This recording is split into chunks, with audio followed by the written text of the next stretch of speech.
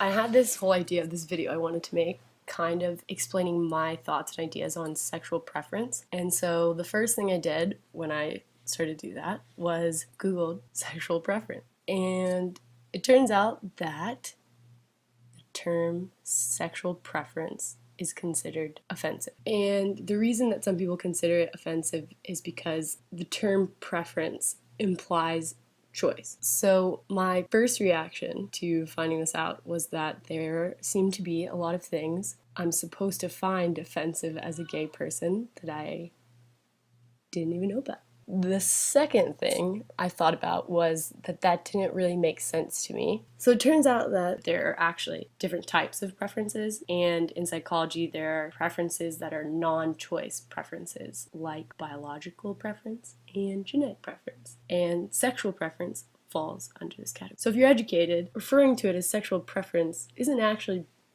bad or shouldn't offend you as long as someone is referring to it as a biological or genetic or non-choice preference, which I am in this video, considering it a non-choice preference. So my first idea, before I did any of this research, was to compare sexual preference to another type of preference, and I was just going to compare it to a food preference. And then after I started doing this research, I realized maybe that would be offensive to compare your preference for gender to a preference for food.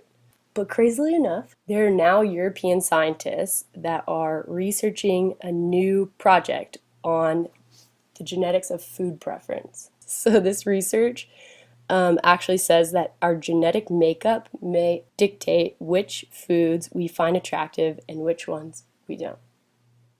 So I was like, that's crazy. It's all genetic. It's all non-choice preference. So I'm going to compare sexuality with food preference.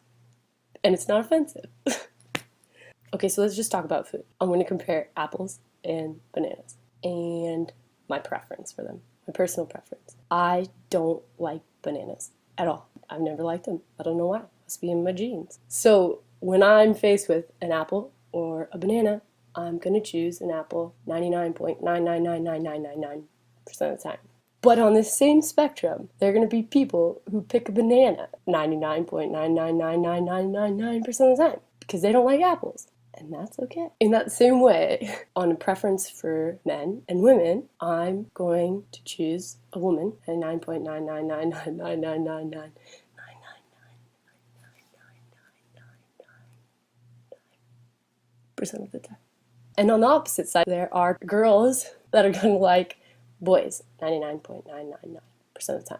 In science, those two ends are the extreme cases, right? In real life, I think we can all agree that you're more likely to find someone who's going to pick an apple 60% of the time and a banana 40% of the time, and people that pick an apple 50% of the time and banana 50% of the time, or banana, whatever, any combination of these percentages. It actually kind of makes more sense to be someone who just likes them both. That's actually a concept that makes more sense to us, right? Meeting someone who likes apples and bananas is not that freaking weird. We wouldn't consider someone who likes apples and bananas selfish or indecisive or confused.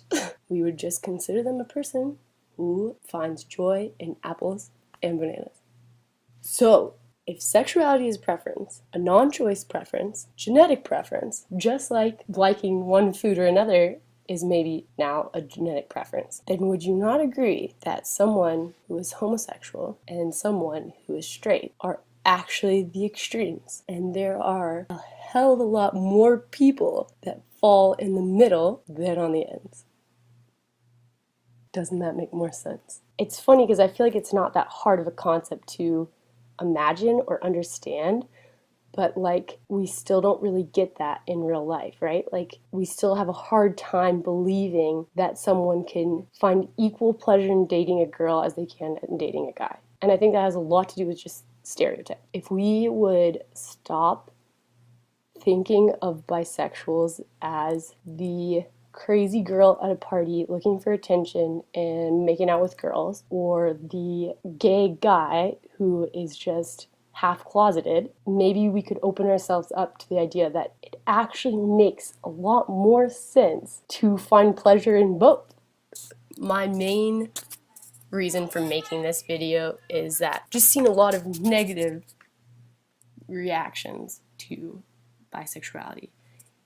And the thing that bothers me so much about that is that so much of that negativity comes from the gay community.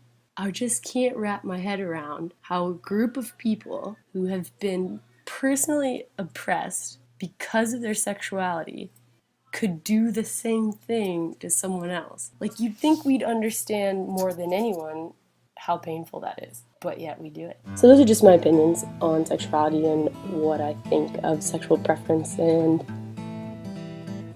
yeah, I want to hear what y'all's ideas are about sexual preference, and I just think it's an interesting thing to talk about, and I like getting new ideas and opinions about it, so leave me comments. And if you think this shirt's cool and you want to get one for yourself, I'll have information on how you can find them in the description box.